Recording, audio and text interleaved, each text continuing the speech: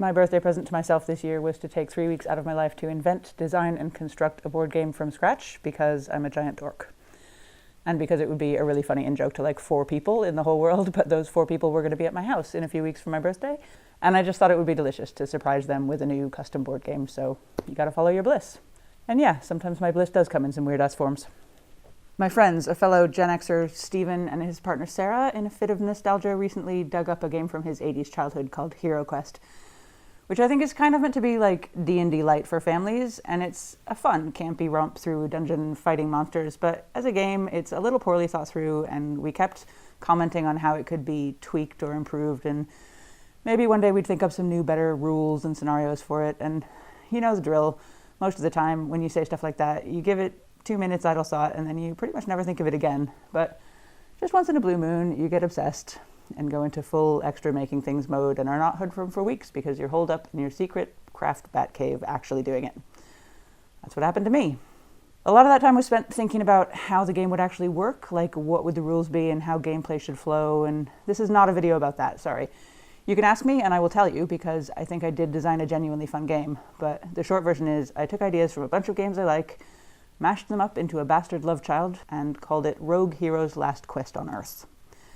In fairness, I maybe should have called it Betrayal at the Mansion of the Rogue Hero's Last Quest on Earth, but that would have been silly. So then I had to design and make all the parts from scratch, and that is what this video is about. Naturally, I first started designing the board elements with scrap paper and pencils. The original Hero Quest board, the best thing about Hero Quest is the board, is simple and static, and different game scenarios use different bits of it, which is fine.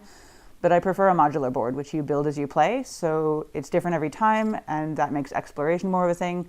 Like, only the DM knows how big and what shape the board is at first, and everybody else has to explore it. So the first draft of this system literally involved me drawing 1-inch squares on scrap paper and cutting out various sized board pieces. I also wanted a card drawing element of the game for items and spells and whatnot, so I just printed those in sheets and cut them up by hand. Not super fancy, but fine for testing purposes. I made use of a few other bits I had lying around, like these punched cardboard circles for tokens, which were waste from an unboxing of another game I own, and it was gratifying to be proven right that one day I would find a use for them. For the final game, I wanted little gaming figures for enemies and heroes, but that would want to trawl through what was available used and cheap on the internet, so in the meantime I had these little wooden round discs from the second to last board game I made. So I used them for enemies and stole the little pawns from Magic Maze for the heroes and the dice from Last Night on Earth, and seriously for real, a bowl of dried beans for counters. And I was ready for the first real playtest with actual other people. And it was very much an exercise in writing down all the things that needed fixing or developing or streamlining.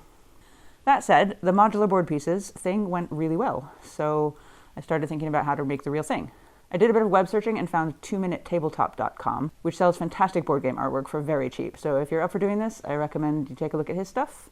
I used the Dungeon Wall and Floor asset pack and bought a bunch of stuff I didn't end up using, but I don't mind because the guy's talented and deserves to get paid. Using those assets, I built a bunch of floor rectangles of different sizes in Photoshop and exported them for print at 1 square equals 1 inch scale. Now, an inkjet won't really do for this because the ink may not be waterproof and therefore will smudge when you Mod Podge it, and I don't have a fancy laser printer, but my local library does, so I spent a fair amount of time there this month. I'd bought a stack of 2mm gray board, which is recycled paperboard, like the stuff at the back of pads of paper, and in fact you can just use that if you only have small things to make. I used spray glue to stick the rough cut printouts to the gray board and then scalpels to cut them out.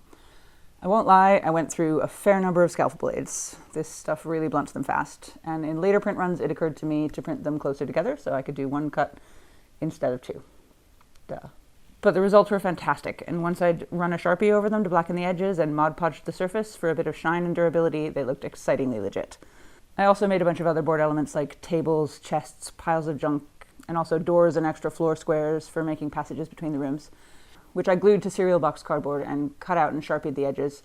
That worked great since it was easier to cut all that tiny scale stuff from thinner cardboard, and the pieces could lay on top of the mini boards without being distractingly thick. So the doors and through passages worked particularly pleasingly, and you can make an infinite variety of big interconnected spaces with the modular pieces.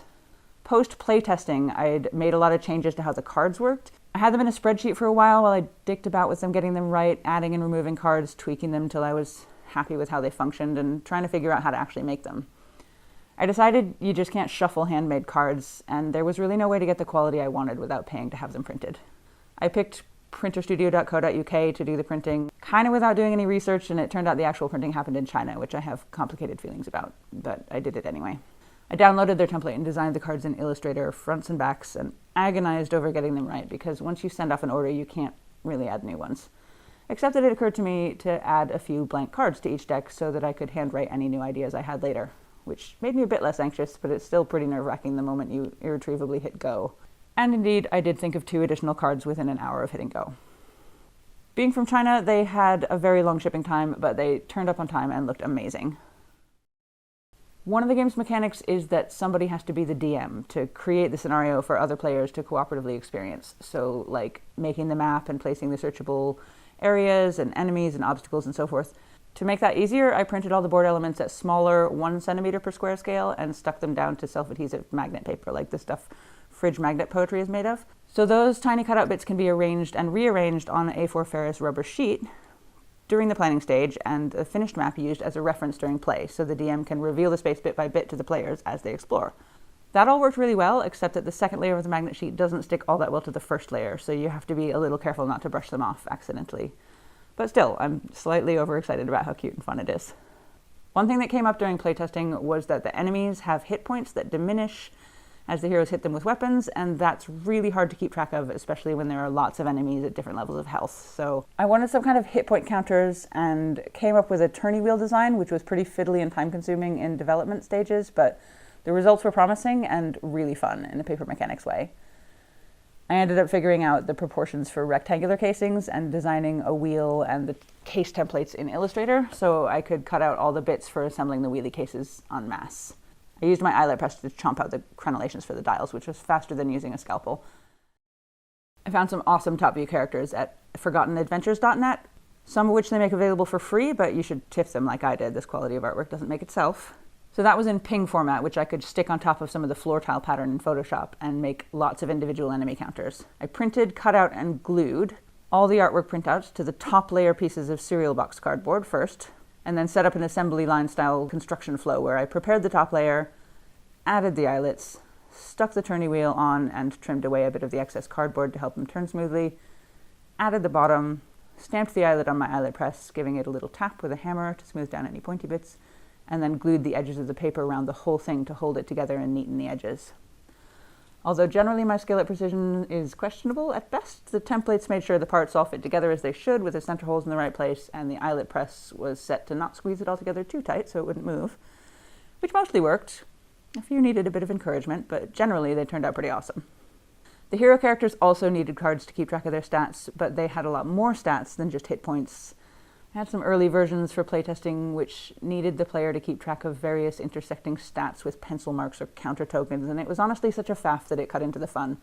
So this was going to be the biggest challenge of the project, making a card which kept track of experience points between 0 and 30, which you could electively add to your choice of 3 character attributes, which then affect your attack and defense capabilities. But the card needs to tell you, with no calculation effort on your part, how those attack and defense capabilities are affected. The whole puzzle of it kind of ate my head. I came up with a system of wheels similar to the HP wheels for the enemies, since I already knew how to make them. But each wheel needed to keep track of 3 linked stats, so it needed 3 concentric rings of numbers. And then there were 3 wheels per character. So cramming all that into a not outrageously big card meant the wheels had to overlap, which I was pretty sure would work. The fact that I could precision design it in Illustrator first helped a lot, allowing me to print shape templates for all the layers I needed and then spend some time test assembling the layers and fiddly bits to make sure the pieces were all going to work together in the way I had theorized they should. It took a bit of experimentation to figure out the best order in which to assemble things. I discovered the practice of drilling through paperboard, which I didn't realize was a thing, but totally is. I put one very small accidental hole in my cutting mat. Again, the template system helped the assembly process once I figured out the order to go as desired and generally ensured everything would fit together while still moving freely without sticking or catching. Not that it didn't need a little fettling in parts. In the end, all 4 ended up functional, and if I do say so myself, they looked the absolute business. I had originally planned to make a rolling loop slider thing to keep track of total XP, which I did a bunch of prototyping of that design, like a whole day of it, trying various things, and after ripping many, many little tabs of paper off their rolling loops, I did get it to work in the end, but I wasn't convinced that the tab wouldn't just rip off during a game, and I didn't fancy doing all this again when one broke in 3 uses.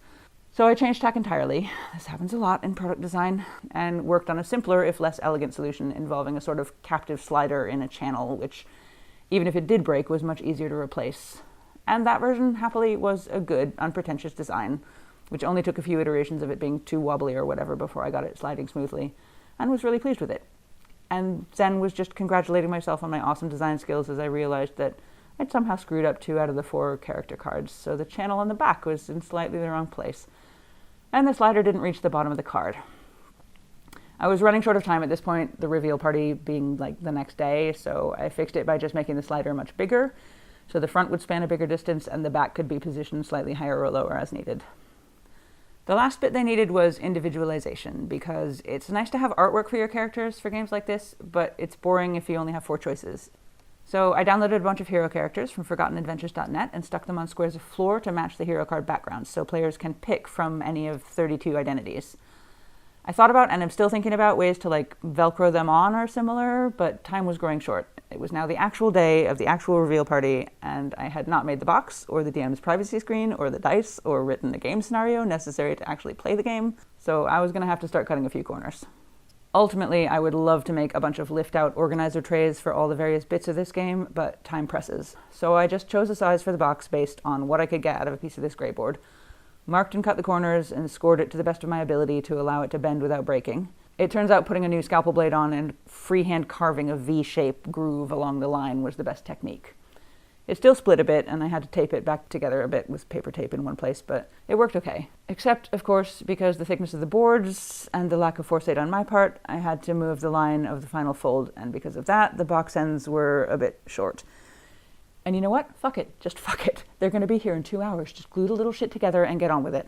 I'd printed the box top artwork in 8 A4 sheets and puzzle pieced them together and taped them from the back into one big sheet, which I spray glued onto the top of the box, cutting and tucking the corners as best I could, and then Mod Podged the surface for durability. You could definitely still see the paper joins, but there was nothing to be done about it at this point, and it was good enough for the joke to land, and that's all I really wanted. At T-minus 1 hour, with my workspace in an absolute state, I still had to make the fight dice, which were just blank dice from the diceshoponline.com, with hand-colored labels stuck on them, and the DM's privacy screen, which was 2 bits of gray board and some cloth tape and some black paint to say nothing of coming up with an actual game scenario. So I was in no position to sit around moping about minor quality issues. I actually finished about 5 minutes before Stephen and Sarah arrived, poured myself a glass of wine, greeted them like everything was perfectly normal, and genuinely had to answer the question, so what have you been up to today, with a straight face, which was hard. And then wait until after dinner to suggest we, I don't know, play this new game I've got. Ooh. Whoa. Hang on. What the hell? Did you make this? This is what you've been doing. Is this yours? For like 3 weeks. The best thing about Rogue Heroes on Christmas is... You made dice. What are these? What are these? These are magnets. We get a little pack. Oh. You know when you're like, oh, I made a thing. Do you know, I thought you guys had been quiet. What are you up to? So yeah, the joke totally landed and was super gratifying. The actual gameplay, if I'm honest, was more like final playtesting, which was fine because I always wanted to involve Stephen and Sarah in the playtesting anyway. Playtesting and development should be a much longer process with more brains on the job. And since I made most of the parts, I can just make more and/or different ones as the game evolves. So there you have it. It took over my life for 3 solid weeks. It involved a lot of thought and a lot of product development, but it's certainly not an insurmountable task, and you could totally do this. I had a lot of fun developing it, and I hope to have a lot of fun playing it for years to come. Although right now I should really get back to my real life and job.